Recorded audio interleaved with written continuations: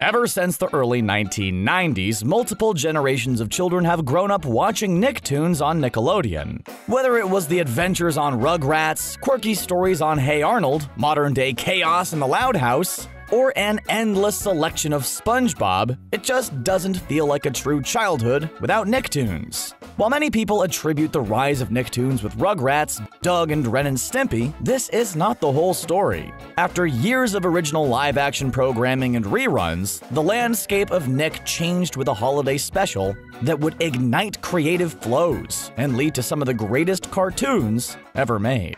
This is the secret history of Nickelodeon's Nicktoons.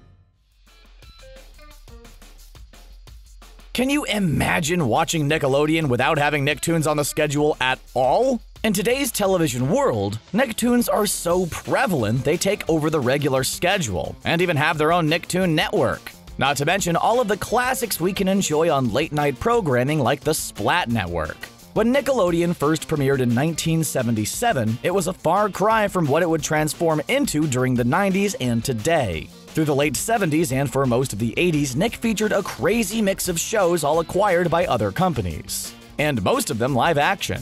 There were some early classics like Double Dare, but young viewers were treated to some bizarre programming, including 1930s and 40s short films placed together and named Nickel Flicks. And then there was Video Comics, also known as Video Comic Book. The show was a pan and scan of various DC comic books as a narrator read the text through a voiceover. Yep, television was pretty rough back in the 70s and 80s. After nearly a decade of hits and misses in the wild west of cable television, Nickelodeon decided to go all in and develop their own shows. And not just another low-budget live-action game like Double Dare. They focused on cartoons. Back in the late 80s, cartoons were still traditionally relegated to a single spot: Saturday morning. With Nick's plan, they wanted to advance the cartoon world to multiple days a week, and the coveted after-school hours where children would be home and hungry for some great mindless entertainment. Of course, we all know how Rugrats, Doug, and Ren and Stimpy helped the formula break out in 1991. But this was not Nick's first attempt at creating their Nicktoon lineup. The effort actually came 3 years earlier. Out of all the animators in the world of Hollywood, Nickelodeon decided to contact animation visionary Ralph Bakshi. So what was his resume like? Teenage Mutant Ninja Turtles? Nope. Scooby-Doo? Nada. The Care Bears? Not even close. Ralph Bakshi is the brainchild behind some of the craziest animated films ever created. So crazy the MPAA rated them X before they were released in theaters. The two titles in question were Fritz the Cat and Heavy Traffic. Fritz the Cat followed the adventures of a frisky feline who broke all the moral rules and would freak any parent out who saw it. The animation was so risque, we're pretty much forced to show you a couple of scenes of just the cat walking. Anyway, Bakshi did have some TV experience, mainly with the 1968 Spider-Man cartoon series and Mighty Mouse: The New Adventures. But he definitely wasn't one of the more traditional options to go with. Some of his other creations included the epic fantasy Fire and Ice. The realistic nature of the animation, deep-rooted story, and violence was a far cry from the color pop and humor found in most Nickelodeon shows. Either way, Nickelodeon and Bakshi were teaming up, and the show they collaborated on was the Tattertown Tales. The premise of the show was pretty simple, and kind of like Alice in Wonderland in a way. A girl, her toy doll Muffet, and her pet dog get transported to Tattertown, a surreal place where abandoned and forgotten objects go to live their life. The premise could have easily worked for a number of episodes, and Bakshi definitely put a lot of styles into the design. Nickelodeon initially ordered 39 episodes of the show, but in the end, the project was left to wither with the Christmas in Tattertown special, the only aspect fully produced. Rumors circulated for years about why the show was abandoned. Ralph Bakshi's style was too messy for Nick. Bakshi wanted to keep the rights. Deadlines on scripts and production were not met on time. No matter what the reason was, the show would not come to be. Bakshi retained the rights to the characters and premise, so Nickelodeon was back to square one. And a whole lot more Double Dare or live-action fare like Hey Dude. The episode itself was completed, so Nick decided to make the most of it, and released The Christmas in Tattertown as a holiday special on December 21st, 1988. Instead of premiering Christmas in Tattertown on an early morning block or during after-school hours, Nick chose to premiere the special during the Nick at Night block later at night. Some of the bizarre characters or quick cuts to detailed visuals like tobacco pie may have led to the later airing. This was in the days before TV shows had official parental ratings on television, so Nick had to be cautious when new shows premiered.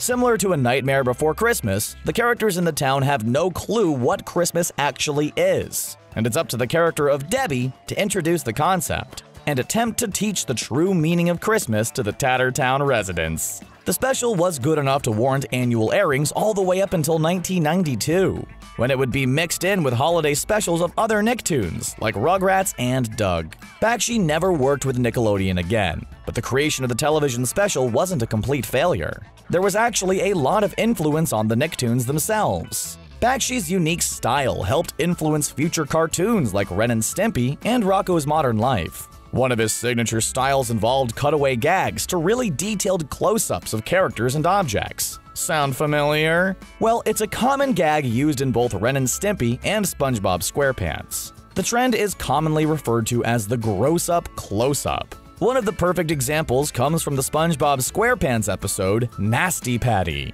where we see a close-up visual of a real gross Krabby Patty. Other episodes of SpongeBob also feature extreme close-ups of character faces in grotesque ways. Behind the scenes, the Tattertown special also brought in several creative forces to help develop and grow the world of Nicktoons. For example, voice actor Charlie Adler played Sydney the Spider and various other voices in Christmas in Tattertown. He went on to be a huge voice actor in the world of Nicktoons. First, he played numerous characters on Rocko's Modern Life, including Ed and Bev Bighead. Then he played the role of Ickis in the Nicktoons classic Aw Real Monsters. Not only did he provide voices, but he was a pivotal Nicktoons voice director, providing guidance and direction for other voice actors on shows like Rugrats, All Grown Up, The Wild Thornberrys, and Rocket Power. Another voice actor from Christmas in Tattertown also transitioned to the world of Nicktoons. Sherry Lynn voiced the character of Debbie in Tattertown, and went on to provide her voice on shows like Rugrats.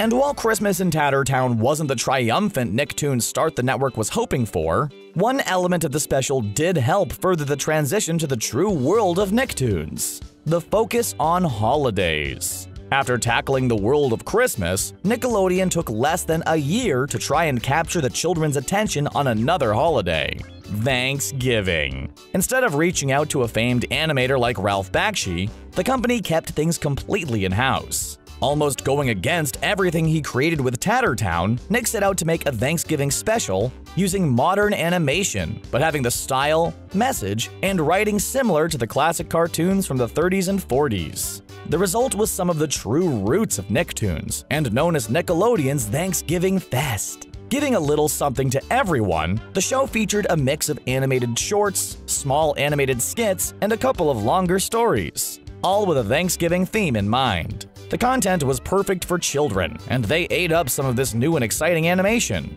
One of the first shorts was Thanksgiving Nightmare, a Tom and Jerry-esque cartoon about a cockroach and a mouse battling it out to capture a family's turkey and eat it all for themselves. The animation style and humor was bright, colorful, and a lot smoother than elements found in Tattertown. One of the biggest differences between the Thanksgiving Fest and Christmas in Tattertown could be found in the way humans were animated. In Thanksgiving Fest, they were a little more true to life, with few exaggerated features. Think of characters in shows like Doug or Hey Arnold. Another short, entitled Thanksgiving Dreams, sent a wholesome message while providing some fun animation and surreal element, like shrinking characters. The special itself did okay, and aired for a few years, but was forgotten after a while, and especially when some of the bigger Nicktoons began doing Thanksgiving specials of their own. The idea was about following the events of Thanksgiving through the perspective of a young baby or toddler. Sound familiar? Yep, the production of Nickelodeon's Thanksgiving Fest actually led to the development of Rugrats. Nickelodeon realized the potential and control they could have with producing their own content. A couple of holiday specials and connections helped Nickelodeon pretty much experiment on air, get feedback, and develop the perfect block of shows. By looking at the slate of Nicktoon premieres, you can see the influence that actually came from these holiday specials. And that is the time many people consider the true launch of Nicktoons. In August of 1991, the world of Nickelodeon would change forever when these shows debuted. The shows ruled the airwaves through the early 90s and became such big hits that they expanded out way beyond just their programming block. Merchandise filled shelves, soundtracks hit record stores, and eventually some movies were developed. One of the more notable ones was the Rugrats movie in 1998. While SpongeBob SquarePants and Loud House rule the airwaves today, there have a lot of classic shows to come and go over the years. Each show carried its own unique style while still bringing a lot of the same spirit as these original cartoons introduced. And today, Nickelodeon was shaped and formed due to everything that first formed way back in 1988. The Nicktoons will live on forever. Although it's a little harder for viewers to find the original launch of the Nicktoons through both Christmas in Tattertown and the Thanksgiving Fest special. What was your first Nicktoon that you watched? What's your favorite of all time? Can Nick ever go back to their glory days? Let us know in the comments below. And don't forget to subscribe to Screen Rant for more great content. Bye for now.